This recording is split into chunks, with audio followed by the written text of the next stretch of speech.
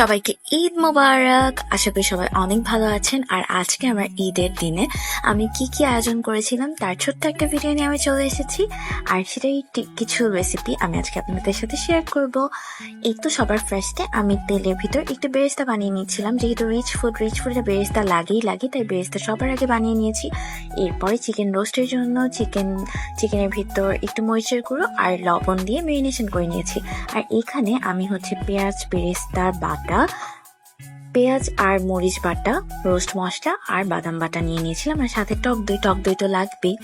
এরপরে রোস্টের মুরগিগুলোকে ভালো মতো ভেজে নিয়েছিলাম। ভালো মতো না, এটা আসলে হালকা ভাজা দিতে হয়, বেশি ভালো মতো ভাজলে পর টেস্ট নষ্ট হয়ে যায়। এরপর তেলের ভিতর পেঁয়াজ মরিচ বাটা, এরপর লবণ, রোস্ট মশলা, তারপর টক দই, এরপরে বোধহয় বাদাম বাটা দিয়েছিলাম।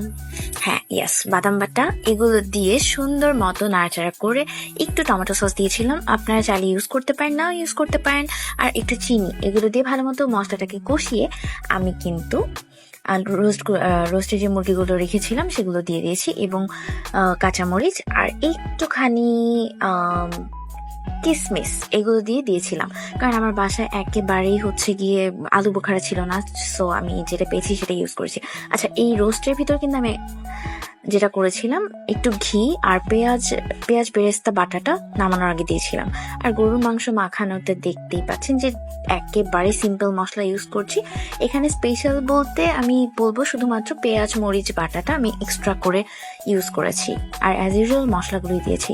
আর পেঁয়াজ আর গরম মশলা, গোটা গরম মশলা, এগুলো তেলের ভিতর ভাজা ভাজা করে আমি গরুর মাংস ছেড়ে দিয়েছিলাম। এই তো প্রায় রান্না করা শেষ, খুব ইজিলি দেখে ফেলেছেন। বাট এটা কি বলবো, আমার রান্না করতে অনেক সময় লেগেছিল। অ্যান্ড লাস্টলি পোলাও রান্না করছিলাম। পোলাওয়ের জন্য আমি পেঁয়াজটাকে একেবারেই ব্রাউন করে ভাজিনি, কারণ আমার সাদা পোলাও খেতে বেশি ভালো লাগে, দেখতেও ভালো লাগে। এরপর এই যে চাল ভাজা ভাজা করে এটার ভিতর আমি একটু লবণ আর আদা রসুন বাটা দিয়ে এগুলোকে ভালো মতো গিয়ে মিক্স করে চালটাকে ভাজবো। চালটাকে সুন্দর মতো ভাজা হলে চালটা সুন্দর মতো সেদ্ধ হয় এবং খেতেও ভালো লাগে। এরপর পরিমাণ মতো পানি দিয়ে কাঁচামরিচ দিয়ে আমি এটাকে ঢাকা দিয়ে রাখবো। এরপর পোলাওটা সিদ্ধ হয়ে আসলে মোটামুটি চালটা ভালো মতো, আর পানি কিন্তু অবশ্যই গরম পানি ব্যবহার করতে হবে। এরপর কাঁচামরিচ আর গিয়ে কিসমিস এগুলো দিয়ে আমি ঢাকা দিয়ে দিব। আর লাস্টলি পেঁয়াজ বেরেস্তা, কাঁচামরিচ আর ঘি, পোলাওয়ের স্মেলের জন্য লাগবে, এগুলো দিয়ে আমি ঢাকা দিয়ে কিছুক্ষণ রেখে দিব। আর এখন আমি আমার কিছু কাবাব ভেজে নিব। আমি সবসময় ফ্রিজে কাবাব বানিয়ে রেখে দিই, তো ভাবলাম যে পোলাওয়ের সাথে ভালোই লাগবে। এরপরেই তো আমি ওটা ভেজে সার্ভ করে নিয়েছি আজকের খাবার দাবার। রোস্ট বানিয়েছিলাম গরুর মাংসতে আমার আস্ত রসুন এত ভালো লাগে, তাই আমি সবসময় আস্ত রসুন দিয়ে রান্না করি।